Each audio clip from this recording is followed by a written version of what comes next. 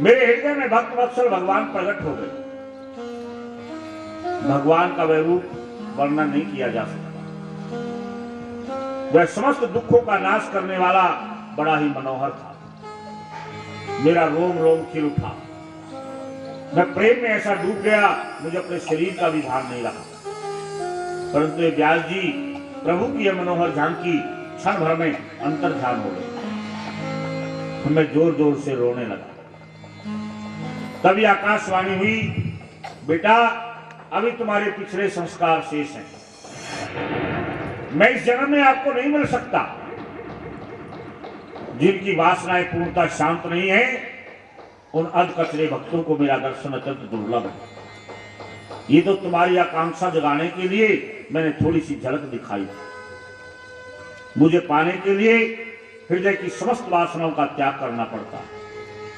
हे व्यास जी, परमात्मा की कृपा से मेरा हृदय शुद्ध हो गया।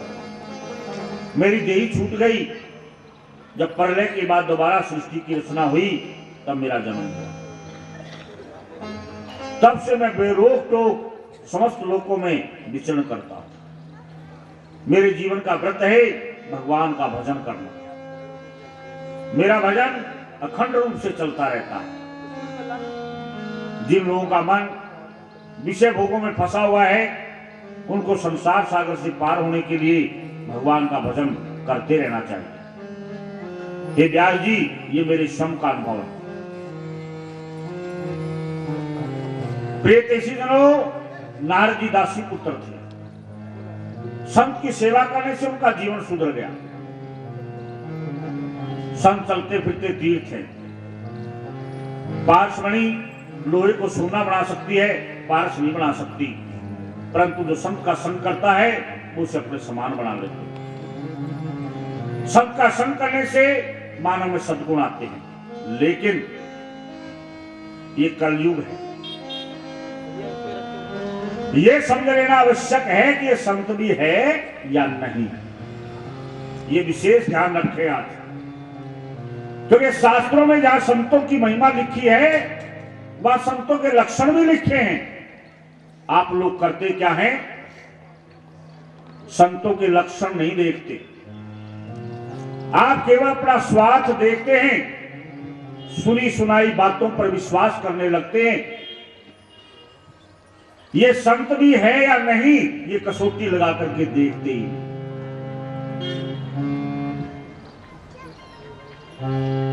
हमारे शास्त्रों ने बड़े मुक्त कंठ से कहा है कि पानी पीना छान कर और गुरु बनाना छान कर। लेकिन आप बिल्कुल जान करके नहीं बनाते, अंधे होकर के बनाते, फिर बाद में पछताते। लेकिन मैं आपको बता दूं, फिर पछताए होत क्या जब चिड़िया चुग गई।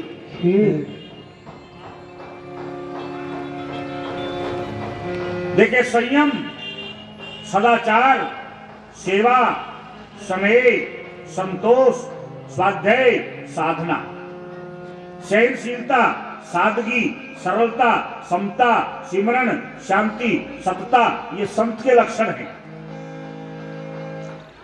अब जिसके पास आपसे भी ज्यादा संपत्ति है, आप कैसे उसको संत मानते हो? आपसे भी ज्यादा सुविधाएं जिसके पास है, आप उसे फिर भी संत कहते हो? ये किसकी गलती है? ये तुम्हारी गलती है। मैं पूछना चाहता हूं कि संतों को सिक्योरिटी गार्ड रखने की क्या आवश्यकता है? संतों को गाड़ियों का इतना काफिला रखने की क्या आवश्यकता है? संतों को इतने बड़े बड़े आश्रम बनाने की क्या आवश्यकता है? संतों को जो है क्या बोलते हैं उसे, वो कौन सी प्रूफ होते, bullet proof jacket, bullet proof कपड़े, आप ये सब जानते हैं कि इनके पास ये सब चीजें, फिर भी आप उसको संत कहते हैं, फिर भी आप उसको गुरु बनाते हैं। दोष किसका हुआ? ये आपका हुआ। केवल मात्र दूसरों को आप दोष देते हैं, गलती आप क्षम करते हैं। आप कथाएं सुनते हैं, सत्संग सुनते हैं, सत्संग में, कथाओं में आपको बताया जाता है संत कौन होता है, गुरु कौन होता है, लेकिन आप एक भी कसौटी वहां नहीं लगाते। आप लोभ में आ जाते, लालच में आ जाते, और सीधी सी बात है, कोई आता है ना सोने का भाव इस समय 26,000 और कोई कहे 20,000 में मैं दे दूंगा, तो तुम क्या कसौटी नहीं लगाते, चुप देसी घर में धर लेते, तो पित्तल निकलेगा। जब 26,000 का भाव है तो 20,000 में कौन दे देगा? लेकिन तुम लोभ में आ गए, तुम लालच में आ गए, तुमने अपने स्वार्थ के कारण जो है, और फिर बाद में जब बेचने जाओगे ना बाजार में, तब वो लगाएगा ना सुनार कसौटी पे, तब आपको पता चल गया तो पित्तल है, तब माथे पर हाथ धर के रोगे, तुम्हारा हाल है। इसलिए संतों के लक्षण समझिए। संत कहते किसे हैं? भागवत में लिखा है। भागवत संतों की महिमा गाती है, लेकिन संतों के लक्षण भी बताती है। संपूर्ण भागवत संतों की महिमा से भरी पड़ी है, लेकिन साथ ही साथ ये भी बताती है संत होता कौन है। देखो, जिसके पास संयम है वो संत, जिसके पास सदाचार है वो संत, जिसके पास सेवा है वो संत, जिसके पास स्नेह है वो संत, और जिसके पास संतोष है। ये नहीं 6 गाड़ी, 7 गाड़ी, 8 गाड़ी, 10 गाड़ी, हजारों आश्रम, हर शहर में जमीनें खरीद के घेर दी, तो संतोष कहां हुआ? फिर तुम उसको कैसे संत मानते हो? सीधी बात है, काम तो व्यापारियों के होते हैं।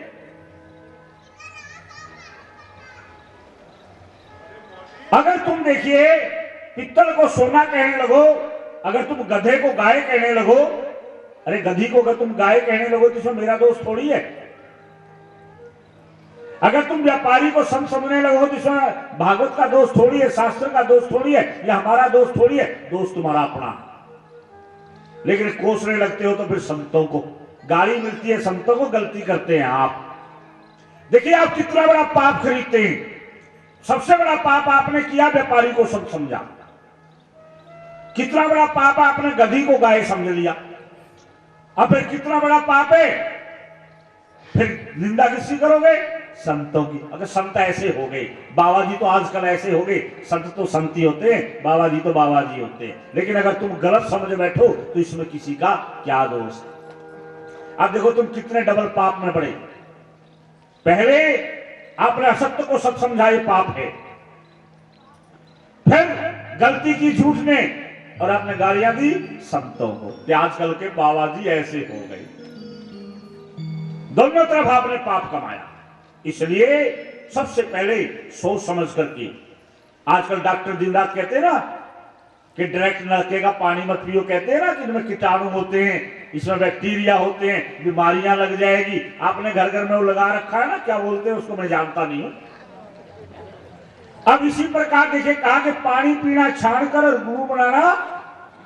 अब पानी तो आपने छान के पीना शुरू कर दिया, लेकिन गुरु आपने भी जान के बनाना शुरू नहीं किया। अभी तो मैंने देखा टीवी में ही गुरु मंत्र ले लेते, टीवी में ही गुरु बैठे हैं विदेश में, कहा, और गुरु मंत्र मिल रहे हैं हिंदुस्तान में। ये गलती किसकी है? तुम्हारी है। इसलिए भागवत सचेत करती है।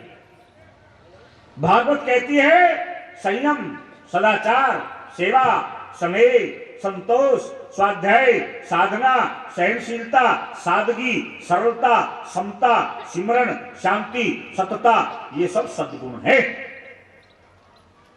और संत का संग करने से नारद जी दासी पुत्र से देव ऋषि बन गए। मानव माया का दास है। संत के संग से मानव माया से छुटकारा पा सकता है। लेकिन किसके संग से? संत के संग से। इसलिए जीवन में भजन करना परम आवश्यक है। श्रीमद् भागवत की कथा का सार है, संसार के भोगों से व्यक्ति परमात्मा के नाम में आ सकती है। अब इतनी बात कहकर के नारद जी वहां से चल पड़े।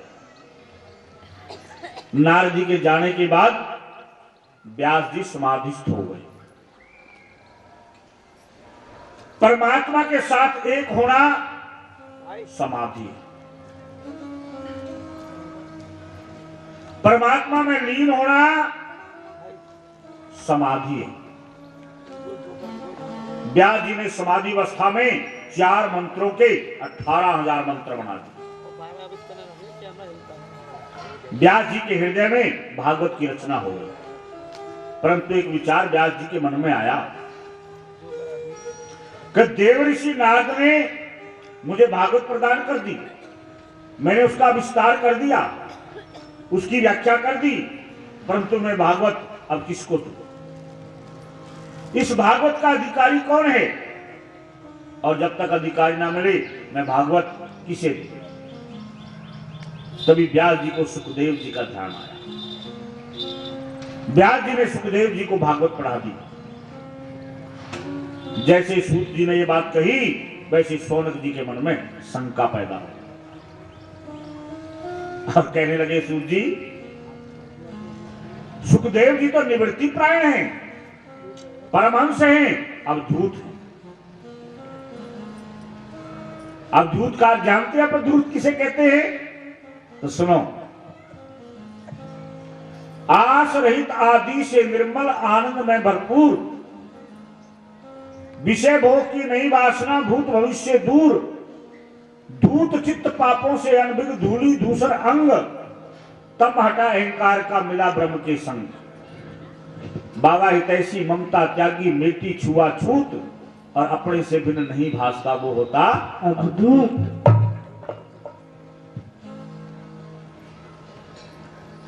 तो जब वो अवधूत थे तो उन्होंने इतने विशाल ग्रंथ का जन्म क्यों किया?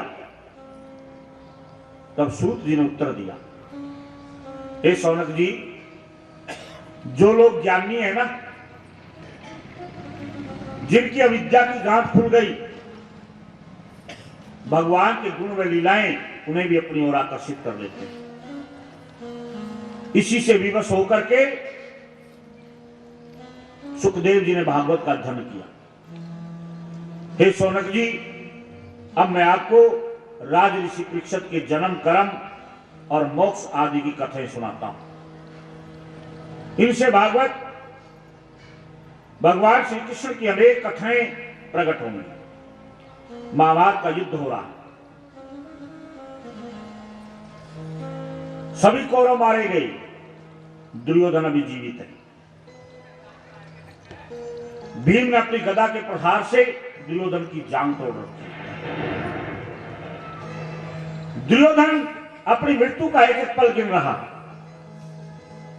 उसी समय द्रोणाचार्य के पुत्र अश्वत्थामा दुर्योधन के पास आते, कहते, मित्र, आपकी दुर्गति किसने की? दुर्योधन बोला, मित्र, कैसे भी हो आप 5 पांडवों को मार कर दिया, मैं समझूंगा मुझे सब कुछ मिल गया।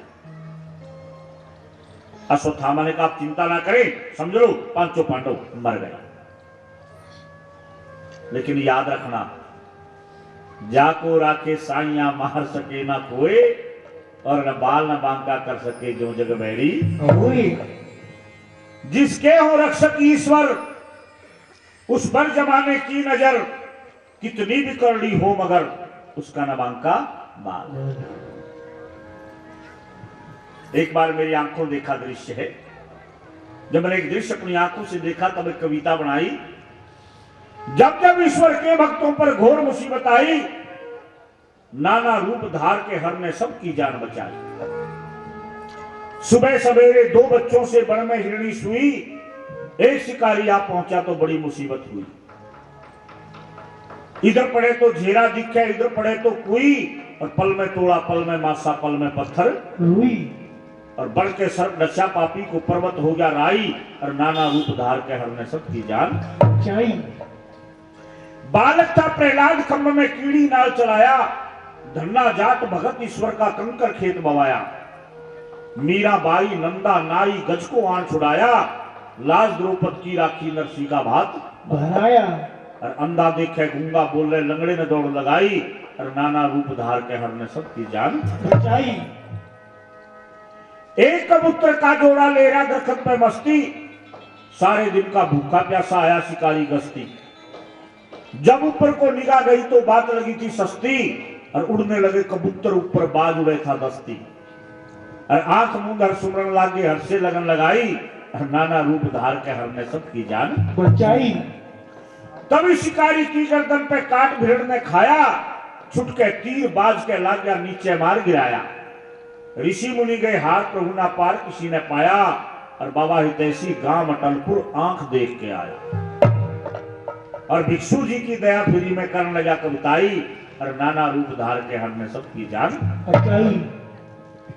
अरे जिसका रक्षक गोविंद हो, जिसकी रखवाली कन्हैया कर रहा हो, उन्हें कौन मार सकता है। पांचों पांडव पड़े सो रहे हैं, भगवान श्री कृष्ण उनकी रखवाली कर रहे हैं। अर्जुन की आंख खुली, देखा भगवान पहरा दे रहे हैं। अर्जुन बोला गोपाल आप अभी तक नहीं सोए। कन्हैया बोले अर्जुन क्या तुम्हें नींद नहीं आ रही।